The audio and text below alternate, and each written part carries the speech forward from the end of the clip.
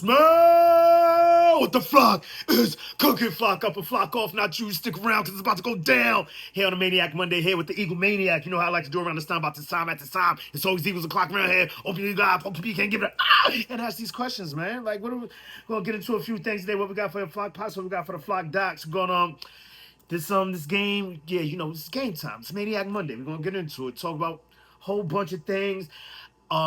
It's like a tale of two narratives going on right now. Boredom versus banishment, like people out here bugging. We're gonna get into some jailing in the pocket. Had me a little like, okay, you know, a few things to build on here. We're gonna get into that. Zadarius Smith, Josh Uche, Andrew Makuba, crowd noise, AJ Brown's catch and all that and all that. Before we get into that, let's get the nest keeping out of the way. Please like and subscribe. If you about that fly Eagles fly, drop a comment in that box if you flying with the fly. Even if you're not, do remember join the Maniac thing. Know the game, you hit that bell, you get a bang whenever I'm on this YouTube thing. And while that's the Maniac thing, let's keep the main thing the main thing. Hope this video finds you in good vibes. Fly, go fly skies. If you're not there, hope this helps you get there because we're about to go there. Oh, yeah. Let's rock and go. You already know, man. So, yeah, you know, popping these guys, they got to have reaction. I understand that. This is their job. This is what they do. You hear the talking heads out there in the media out there going crazy right now, all flocking ready. Heard what your boy named Chris Sims. I mean, he's always got something to say. And I like the way he tries to drag it down the middle, you know, but sometimes you can tell where his animus is truly going, where his real feelings are really going. Like, he's got a little hate in his blood for the Eagles, and I get that. You know, he's the son of a giant. And, you know, he said he's going to be at the game I'm going to be at. Sidebar, yeah, I'm going to that game in a few weeks, October 9th, October 10th. What y'all talking about? Yeah, October 9th, Thursday night, MetLife, the radiator in the middle of the airport. That place is just trash, bro. Like, I mean... But I love going there and seeing my Eagles take over. It's an Eagle takeover whenever I go there, man. I think we like 9-2 in games that I've attended there. I'm telling you, I got to start a GoFundMe, but get me there every year. Get me there every game, man. I am the magic charm, the lucky charm. Let's flock and go. I don't know. Sometimes I'm crazy, though. And just like that, Saquon barking into the end zone because, of course, you know, I have the game going on in the background. It's like as soon as the game switched to, because out here in New York, you know, the Giants and the Couch Boys, they went into overtime. So, you know, it was kicking into our game. I'm like, damn, Gordo Flacco was right. Like, even though we're gonna have crazy games in the New York market this year. Like, it's just wow. Like, why would I get that for 5 games? I will find a way. I will get to someone's crib. Like, I'm not gonna spend $300, but I do think I have a deal. Sidetrack, sidebar, all over the place. I'm nuts, and this is why I need this therapy. Like I said, Chris Sims, you know, he's talking the boredom angle. It's not the first time I've heard that. I heard a few other talking heads speak to the same point. Like, you know, just watching the Eagles is boring, da-da-da-da-da. This is the new narrative. They have to get something. They have to find something to grab onto because we are the reigning champions. At least us as fans are the reigning champions. Nick Sirianni will have you believe that we are not the champions because nothing has been done by this team. And by all intents and purposes, for all intents and purposes, he is absolutely positively right. This is definitely a different team. But sticking to the narrative of the boredom, I guess I low-key get it. You know, I remember in the early 2000s, the Spurs, watching them, it was like, dogs, this is just whack because they're just beating everybody and you just can't see why or how. But winning is a skill in of itself that's not always perpetuated on the screen by action and smooth plays and slick plays, because a lot of the times these slick plays, smooth plays, explosive plays can get you in a lot of trouble. And I just love Jalen Hurts' brand of football. It's not going to be aesthetically appealing all the time, but you know it's going to feel good all the time. Right here, in this thing right here, and in this thing right here, I'm going to be good. You feel me? W's are W's, W's, albeit I get it. Last year I did punch a hole in my wall after a W, during a W. But I mean, it was during a W, and Jalen Hurts was looking crazy against the Packers. Like, dead ass trying to throw the ball to the other team. However, since then he has sewn up all the mistakes and brought him into a brand of winning football. And as a fan, that's all I want. I know there are crazies out there that are like, it doesn't look like how I want it to look. Like, Carson Wentz is better. Like, did you see some of the things Carson Wentz would do, bro? He would purposely shoot himself in the foot, say, I meant to do that. Like, nah, and I just couldn't. And don't get it twisted. Love Carson Wentz. For the moment of time, for the period of time he was, I mean, that 1 year was just phenomenal, and I blame it all on the injuries. I believe his brand of football could have worked for us if he still had his body could still do the things that it used to do. You know what I mean? After the injuries are going to have effect. You know, they say a player lost his step. A dude could lose 0.1 second off of his 40 time or whatever, and that's going to affect his game. The guy that was elusive then is not just had the same elusiveness now. However, back to the point, they're saying that the birds are boring. And to them, I say, "Fuck you! I really don't give a damn. You want a trophy for your opinion? Guess what? We got it over here. Shut your fucking mouth." And that's where I'm at with that. So that's the old narrative. Like I said, it's a tale of two narratives going on right now. And then the other narrative that's the new one, and then the old one kicks in. Oh yeah, I mean, you even go to the Patriots. Like, yeah, there was nothing exciting except for maybe the Moss year. Other than that, it's short routes, dink and dunks, push, what they called it back in his day, quarterback sneak. He had the nerve to say something against it yesterday, like, what, what are you talking about? Like, but I don't know, like, Mega Maniac had to calm me down, and he was like, I think he's kind of saying, like, it's a good thing. Like, you have 4 downs, you get that thing to second or third and 1, it's going to 4th and 1. You know what I mean? So we, in essence, have 4 plays every time going out there if we could get it within 1 yard of the line of game. But, I mean, that's a whole other thing. And then another thing he said yesterday, this guy is crazy. He's like, anyone can win a Super Bowl. It's what you do at, like, not anyone can win a fucking Super Bowl. If that were the case, Minnesota would have a Super Bowl. The Browns would have a Super Bowl. Like, there's, like, calm down, Tom. Not everyone's freaking you, man.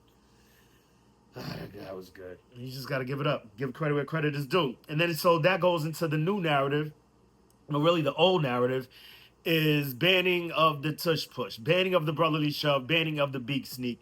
And I'm like, you dudes got to get over it, especially when you're turning on.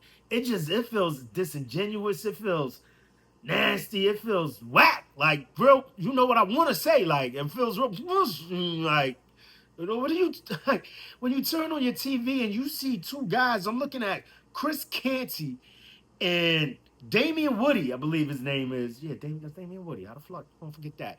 Like, these are 2 monster men. Like, these dudes are you balls. Like, you feel like very huge men. Like, like former football players from the trenches. You feel me? These ain't no poo-poo cornerbacks, wide receivers, small guys. Like, and these dudes have the nerve to sit there. Like, it actually came out of Damian Woody's mouth that, yo, you gotta, it's aesthetically unappealing. It just doesn't look good.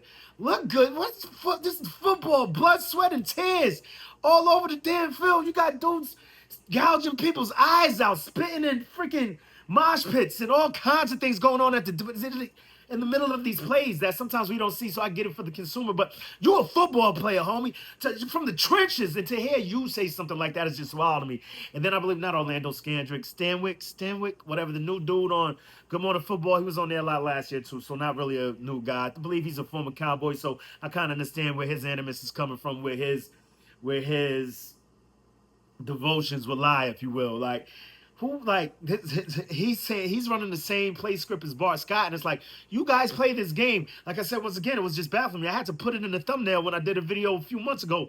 Like, Bart Scott is bugging. He's talking about the defense can't put their hands, and in this play, there's no contact with hands on the back of an Eagles player. Touch put big sneak at the goal line, about to go down, and it's a screenshot of, a thumbnail rather, of, you've got us at the goal line, not one hand on Jalen Hurts' hindsight, right? You go look on the other side of the ball, other side of the goal line, Ravens players, they've got their hands all over the down linemen. The linebackers have their hands on the down linemen's, some defensive linemen's backs.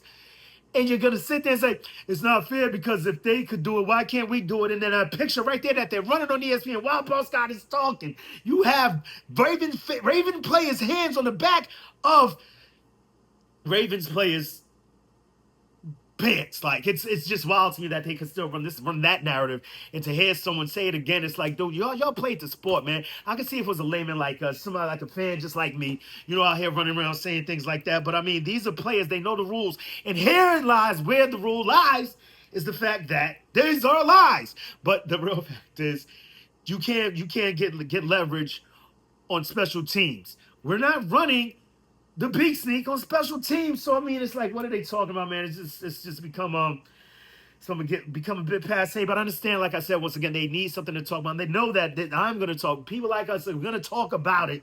So that keeps them in the ever revolving media cycle, you know? So that's what that is. So basically right now, the NFL, not so much the NFL, but I mean, you know, Goodell doesn't want this, so he's going to want to perpetuate this. He's going to want to double down on this and have this keep being spoken of. So when people go to vote, next time around, hopefully, you know, Jason Kelsey won't walk through the door. Some teams, guys that really know what's going on and really break it down. But I get it, you know, because it did get a little silly yesterday. They have this ball technology. They won't use it at the goal line. Barely saw them. They used it once. And I mean, that was wild. I mean, because it was against us. I look at the world through equal colored glasses. So, of course, if it's against us, I'm going to be upset. However, they only pulled it out once. They have this new technology within the ball where they can see where the ball was at when the man was down. So I don't know why that's not in use, but it is weird because it is hard for them to officiate that play. I do agree on that end. You've got guys on top of guys, top views, side views. Where's the goal line at this time? Was he down? Was his momentum stopped? And then, you know, it's even wilder to me. It just seems to be some collusion going on as far as against us, although we keep winning, man. I mean, I even got to bite my tongue yesterday. I'm like, dude, they are not going to call a holding play on the Chiefs while Mahomes is going down on the drive. It's just not going to happen. And they wasn't egregious when they pulled the flag out. So that was dope. It was good to see that. But then again, once again, it wasn't on the third down. It wasn't on the fourth down. Go figure that out. You get what I'm saying? Like on the first and second, you know, we got to keep it a little fair. There was a few pass interferences yesterday, but that's a whole nother narrative. That's my narrative. But the banning, it's like I said, you know, right now, the Eagles win. We keep accumulating W's, and they don't know how to dispute it. They don't know how to beat it. They don't know how to beat us. So they got to beat us with words. They got to beat us in the industry. They can't beat us in the field. They got to beat us in the media rather. You know? Look at that dude, Patty Mahomes, running like a damn chicken with his head cut off, dog. It cracks me up every time. Kermit Mahomes, that's my boy. Keep giving us these dubs, man. Shout out to Maniac Pookie out there, man. That's my cousin. She out there looking sad as hell with her Chiefs jersey. She started with us. She's going, oh my God, Duran, your cornerback, he's so cute. I'm like, okay, flock with us. Yeah, get a jersey and all that. Come to the games. Get down, see what I'm doing. And out of nowhere, she's just this crazy Chiefs fan now. I'm like, how did this happen? And I'm like, you can spin the block, come back. We welcome you with open arms. You know the Rick James emoji. Come back. Oh, baby, come back. You started with us. Spin the block. We're open, taking on all. You feel me? But yeah, you know, maybe not everybody. But that's cuz, you know, we could let her. Maniac cuz, feel me? But the thing to me is, right now, it's a tale of two narratives, and it's boredom versus banishment, and that's what they got to talk about right now. It's stupid. But another thing that stood out to the game for me, you know, amongst all the other craziness, all the dope things that we're going to end up with, just want to touch on these few things that, you know, stuck out to me, and maybe you saw them different, let me know. But Jalen Hurts in the pocket, like he seems to be making a concerted effort to stick around in that pocket, sit steady, stay strong, and I mean it's impressive, albeit it hasn't come to fruition. We haven't seen, and it goes back to what Coach says, man. Our coach Sirianni says you got to water these plants first, and then they will bloom. And I'm seeing that I'm seeing where this could go, man. A lot of people got to understand that this is early in the season. For us, this is really like game 2 of the preseason. We don't see live bullets. We don't see live darts. They don't let the players practice where they used to let them practice. They're not tackling. You know what I mean? You got thud and all that. So I don't believe there's really full go anymore in the NFL. Maybe a little bit. Look at my boy Drew Moo, man. Like, this dude was all over the damn place after he was all over the damn. But that's another thing. We're going to get into that later. But I just find that football fandom is much like a microcosm of society right now. You know, a lot of short-term, you know, they say history is destined to repeat itself, and how quickly we forget, you know, and when we forget, and that's when history does repeat itself. You have people going crazy about, once again, you know, going crazy about Jalen Hurts in the pocket right now, you know, like he, you know, it looks bad, this and that, the third, and we saw how bad we looked throughout the first 4 games this season. That's why I'm preaching patience out there to the rest of the fan base, or anybody out there that has doubt about this football team. Albeit things aren't necessarily going to go always exactly the way they went before. I get that. Albeit I do see this defense being ahead of schedule, and I can say that I see the offense being ahead of schedule too. That's definitely the first game, like first 3 drives, and we see that Dallas defense is pretty trash. But then also, you know, it is also a division opponent, which the Chiefs right now you could count as a division opponent. I love that I said this last week. Like, we played them, I said we played them the last 5 years. Since every year since Sirianni has been here, every year since Jalen Hurts has been here, we have played the Kansas City Chiefs, Patrick Kermit Mahomes, Travis Swift, and my boy Andy Reid. You feel me? had to do this. So these guys know us. And don't forget Steve Spagnuolo, the real dudes that matter in this equation and what I'm talking about. We tend to see each other's tendencies. It's a bit redundant, but you get what I'm saying.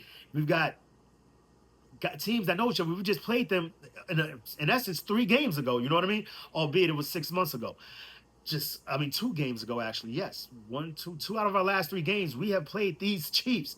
So I do believe there's a bit of familiarity, and that's why yesterday's game led to the defensive struggle that it was. I mean, it was shocking to see just so many things to get into. But the real thing I wanted to point to is the fact that, I'm hearing a lot of people speaking to the demise of Adoree Jackson when I'm saying how quickly we forget. There was once upon a time, there was a dude named Patrick Robinson that everybody was like, oh my gosh, what the get him up out of here. And he turns out to make one of the biggest plays in our season and our first Super Bowl run. Like, dude, like Patrick Robinson became that dude to us. And I saw flashes in Adoree Jackson even last game, with the PBU. And these cornerbacks got to have short-term memory, which I'm pretty sure he seems to be very much accustomed to, because that dude, he's a little wild, but he looked good towards the end of the last game. I think, in my opinion, looked great yesterday. There was a bit of a cushion on one of the plays that I didn't like. No, he did give the cushion because I believe that's what Fangio's defense portends. But him coming down and missing the tackles, and I was like, yo, dude, see, nah, you can't. Like Fangio said with Keely, like, you could give up the catch, but it's the tackle. You got to secure that tackle. I mean, we even saw DeGene go through that yesterday, but then he flips around and he misses the play that makes the play. I believe it was Chris Collinsworth, like, yo, his athleticism. No, it was Tom Brady. Like, just his athleticism just jumps through the roof, man. Like, it's wild. And, like, the speed and all we have on that defensive side, man. But the main point I was trying to get at was Jalen in the pocket just looked better than what we've seen in previous years, albeit it didn't accumulate to quite the production that we may have wanted, but I do believe that it's something that will propel us towards the end of in the midseason, towards the end of the season, and he will get better at, and it will be beneficial to our team as a whole. Like, I just love what's going on with that. The pass protection looked amazing. I was gonna say that the pass pro looked better than run, but I'm like, this is also Spagnuolo, who's going to sell out to stop Saquon. And, and Saquon still accumulated like a light, 88, I believe. So he's out there doing his thing. Jalen Hurts doing his thing. Like, the whole team doing their thing, doing what they had to do to secure the W. It's funny as hell. I'm pretty sure you've seen it's been floating around towards the end of the game. We lining up for the V formation, and Chris Jones talking about, you ain't even got 100 yards. I got the W, though, boy. Yeah. Talk that talk. I love it, man. He just seems to be a lot more... he used to be so much more introspective, and I just seem to feel like he's putting a lot more out there now. I saw him. He's barking at Steen. He's barking at Jurgens. I like that, and I know it ain't just. It's not. If Jalen Hurts is doing it, I know it's not a half-ass bark, like not just barking for the sake of barking, like the Jacksonville coach. That was crazy. Go Birds. 24/7, 360 fly, everything fly around here. You flocking with me. Yeah. Then, just seeing Dylan catching out in the flat, this narrative that was going to get rid of Dylan is crazy. I mean, I don't know what we're going to do with him, man, but I'm really flocking with Dylan, man. I don't know what this is within the Eagle media. It's like maybe they know something. Maybe they're trying to push out a narrative or something, because I do imagine that the organization and the media have a correlative relationship where they would tell them certain things in order to get things out there that they want to have out there. So, understood, but I just don't get it. He looks pretty damn good to me. Let me know if I'm bugging. Then, this one was just a breath of fresh air. I meant to look up his snaps in the game. Whatever snaps it was, man, he was effective. Zadarius Smith, man. And I know, my boys, Maniac Jr. and Mega Maniac, they like, dude, what are you talking about? But I mean, like, you mix a Raven, some Brown, and a Lion, you get an Eagle, bro. And Zadarius Smith is that. I mean, he just feels like he fits the bill from right off the top in here. Like, I'm like, so much to a point. I want him at his press conferences when they say Zadarius, him to be Zay. It's Zay. I mean, bro, like, he just exploded off the screen immediately. Like, I think it was like from play one. You see him back there crawling. I think he was in there on the half sack, because as it stands right now, I'm like, dude, do any of our defensive ends have a sack recorded? Any of our edge rushers have a sack recorded this year? Albeit I know it's only 2 games, but what the flock is going on? And then you saw Morrow. Morrow got back there. He got busy. And then I believe Zadarius was in there on a half sack with Drew Moose. So just right off the bat, it's out there crawling on the ground, hyped up, getting the boys pumped. And much like, I mean, it's so dope when you hear these these guys that have been getting paid to do this, these NFL analysts who've been getting paid to do this for years, echoing things that I've said. Like, I just feel like he can come out there because BG offers so much more than just set. I mean, if you're a true Eagles fan, you already know this. Like, he's gonna set the edge. He's gonna get TFLs, sacks, pressure, all of that. And Zadarius seemed to encompass all of that. I mean, I wish we could get that in a guy that we could have for a few. But you know, with the young bulls, they're gonna come up and they're just gonna have to learn these things. There's a lot of things that come along with that. These are the things that you learn just over years. She took BG 5-6 years before him to get the credit that he deserved, and for people to see how he really affected the game. So, but Zadarius Smith was definitely a breath of fresh air as far as that stands. And then I also did see Nolan Smith on a come back, realizing that, you see our guys evolving throughout the game, learning the AI type things. You feel me? Like, they, you're going outside and you can extend that pressure. You can push that pocket up, but you're dealing with this guy who burnt us a few times early in the game. So then I see Nolan Smith hook around to clog up that middle because he saw that's where the leak could have been sprung, and he clogged that gap ASAP. And I just love it seeing things like that. I just think this defense hasn't even scratched the surface of what they could be yet. Albeit they did hold the defending AFC champs to 17 points. A lot of people are saying they ain't the team that they used to be. That's a lot of championship pedigree on that side, though, man. And I mean, and like, there's no Rashee Rice and there's no Xavier Worthy over there. You dig? Like, so this is not a 100% Chiefs team, albeit someone else did say it. And, there's still, I mean, not saying that they are of the ilk of Rashee Rice and Xavier Worthy, but that's still Juju Smith-Schuster. I can't even say it. Even though that's the dude that burned us for the Super, feel me? Oh man, I didn't even have this one written down. Jake the Flock and Mick, the Foot Clan. Yeah, we gotta give these two a name right here, man. Dynamic duo, the Foot Clan. Like, man and Elliott is out here like going crazy, like nasty work. Bombs from the punting game. Bombs from the field goal game. Like, 58? It could have been good from 70. Maniac Jr. tried to dispute me, but you know what I'm saying. Like, I mean, maybe it could have went, but it could curve back in. I don't know. But, just setting bombs. That joint was like 3/4 up the upright from 62? 58. Yeah, whatever the case may be.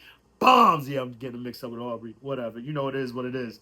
But Zadarius Smith, man, I just like what he's doing. I like the way this whole defensive line is looking right now. I spoke on Nolan Smith. Josh Uche looking freaky back there as usual. He's got some moves, man. We gotta get these things to the finishing zone, to the end zone, if you will. We gotta complete these sacks, man. Put them down, get them in the dirt. But I feel like they're coming. I feel like we're brewing to something. We've had a tough first two games. Like I said, in essence, I feel like these were division games, albeit people could say that those teams aren't quite what they were or what they could be at this moment in time.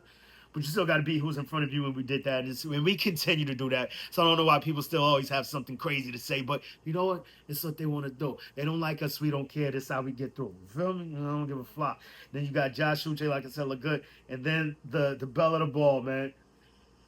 Drew Moo, Andrew Makuba, making Eagles fans everywhere quickly forget. What's a CJGJ? Who's that? I don't know. What are you, CD? You talking about the dude down in Dallas? Who's CD? What? I don't know. What are you talking about? Andrew Makuba is making Eagles fans quickly forget about. I mean, we can never forget about him. He'll always be in the hearts of Eagles. Always. What got us to 2 Super Bowls, 1-1 with us. CD Deuce is that dude. Don't ever get it twisted. But I mean, Drew Moo is a football magnet, man. We saw it from the preseason when he pops in. First game he's in there, he gets an interception, pick six, and a fumble recovery. Like, what? This dude is a ball magnet. The ball is just attracted to this man. Like, Foz can't help but be attracted to me. I'm flying you to. I mean, dude, it's just wild to me. And I mean, it's clearly this dude puts in the work for it. A lot of people are going to say, oh, Travis Kelce dropped the ball, but you have to capitalize on these things. We saw it in the first game. BY goes to die for the – call him BY like I know him. What's his name? Brent. See, now they got me calling him BY. I don't even know his full name. Brian Young? I know his BY almost had an interception, and it falls out of his hands. John Campbell almost had an interception, drops out of his hands. Quinyon Mitchell almost has an interception, goes through his hands. We see this guy, when it comes his way, he is securing the bag and going the other way, quick, almost for a pick six. Got tackled by a damn offensive lineman. How did he have that angle? How did he have that speed? I'm like, isn't Drew Moo like a 4-4 guy, 4-3? What the hell is this? offensive lineman doing? I guess, once you get a Mack truck going downhill, they acquire speed and they are coming full speed. I'm like, I didn't even see, most times I see like, oh, why didn't he cut it up right there? I couldn't even see the proper angle for him to cut it up, Regardless of what, it turned into points for us and love it and kept time off the clock for them. So boom, I'll take it. Go to my part and just Drew Moore, Andrew McCuba is a sight to behold. So glad we got him. So glad he's ours, man. Like I said yesterday, him facing the adversity that he went through within that game. He's getting routed up by Kelsey. Kelsey goes one way, he goes that way with him. Next thing you know, Kelsey's going that way, and Drew Moore is still over there. Like, yo, bro, dude, you letting this old man route you up, cooking your boots? What are you doing, bro? What are you doing? Get back. So you're like, okay. He's a defensive back. He'll get it back. He'll get it together. Short-term memory, right? Then you got him setting up to tackle Patrick Mahomes. He tries to hit him with one of those shoulder stingers. Boom, flying. Doesn't wrap up or secure the tackle. Like, God damn, you just got trucked by a quarterback, boy. What is you doing? Oh, somebody help the little man out. Get him some milk.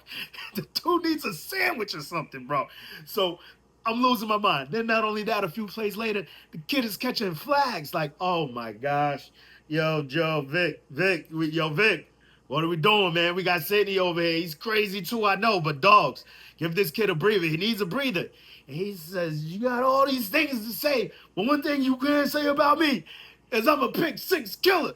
Andrew McCuba, first person shooter. Let's fucking go. Yo, dogs, I'm just so pumped.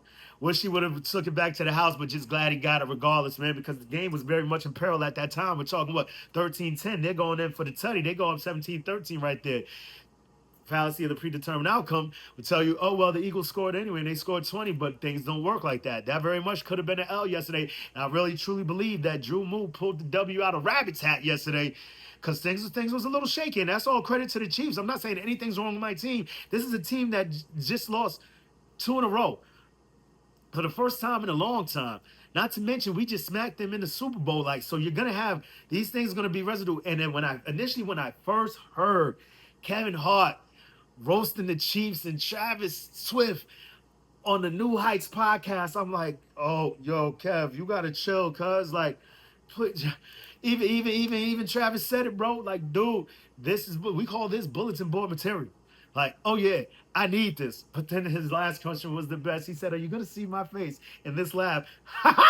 In your mind, if you're losing on Sunday and Travis can't admit it, like, no, but yeah, and I'm mad because now, but it's much like Jason said about Jalen Carter the week prior. Like, just put Dak's face spitting on you on top of one of those Tyler's heads every time you rush the quarterback. Every time you rush, look at their heads. And then when you see that head on that head, you pop that head off. You had the whole game to get your spit back. No pun intended. No pun. What the fuck is we talking about? Pun definitely intended. No pun at all. What are you talking about? Just playing. You could have got your spit back in that way. And that's how I thought Travis was going to react to this game, seeing Kevin Hart's head on every Eagle laughing at him. But, I mean, to a certain extent, I believe it may, although Travis is always a hyper guy. He's always an excitable dude. So maybe he would have been, because you saw him, he was extra yesterday, OD extra for first downs, like, and going crazy. And you know what? I feel like he does it all the time, but it just seemed like it had a little more to it. Might have put a little bit much time into it, and perhaps Kevin Hart is part and parcel of the reason why we won that game. Oh! You gonna learn today. Look at him, man. Stiff arming Drew too and all of that. Getting up, flexing. Yeah, the swag seems like it's a little gone, man. Like that was an old man Robert De Niro flex. Like, yeah, still got it, kids. You're going down, buddy. Travis Swift. Bucks every time, man.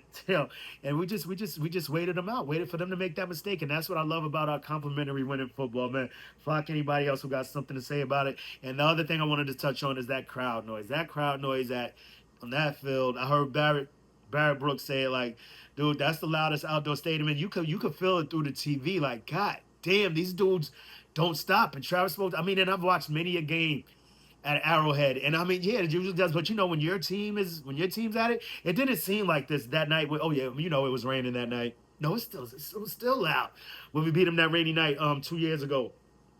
That rough 23 season. Eagles speak out after touch for Squawk's controversy. Man, just let them kick rocks, bro. Something, Really? But and then the craziest thing that I feel like we're not talking enough about, because I believe it was only like maybe a 5 yard gain. I think it got a first down, regardless of whom or what. That AJ Brown catch, boy, you man, he made it look like this. I didn't even bring this on for that, but he made it look like this. He's going down. I'm thinking it's an interception. At the best case scenario, it's an incomplete pass, and then you just see, shoom, it is there, and he's got it. That dude 1K always open, bro. 7-11. Dude, like, I don't want to jump on the bandwagon of all these people. Like, you gotta get the ball to AJ, man. We gotta get the ball to the W. Period. Full stop, man. I mean, he does seem a little perturbed maybe by the questions. He wants to contribute more. He's seeing his voice. He's seeing neighbors out there doing what he's doing, seeing the guys doing things like that. But I mean, we just got to get W's, man. Who's in there on that sack? Oh, yeah, JD, baby. JD and JC. Oh, yeah, did he just do the BG? I got to bring that back. My bad, y'all. I get sidetracked on these Maniac Mondays, man. But thank y'all for flocking with me. Oh, nah, he got another John. Was this something? Yeah. Okay, JD. He looks, yo, man, even Maniac Jr., man. He was like, yo, the dude looks different, man. He looks healthy out there. He don't even want to come off the field with the hammy. I hope he didn't I feel like that's why Sirianni was yelling at him like, dude, do not go out there aggravating your injury. Low key, I know you think you're being selfless. That's in essence really being selfish, because you're not helping your team if you're out there playing hurt. Well, no, playing hurt is a different thing. But if you're injured, But you got to respect the heart that he got when he's going out here. He feels different, man. Looks different too, and I can't wait till that thing comes together in the middle. Pause. Like, it's woo. It's about to be wild. But yeah, shout out to AJ Brown with the sneaky catch of the day.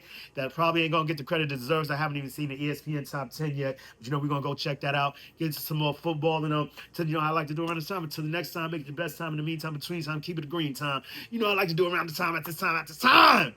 Ha ha! Say it with me, y'all. EAGLES, Eagles. Let's rock and go. You already know. Go Birds. Fly Eagles fly. 24/7, 365. What am I doing? Go Birds, y'all. Get the flock out of here.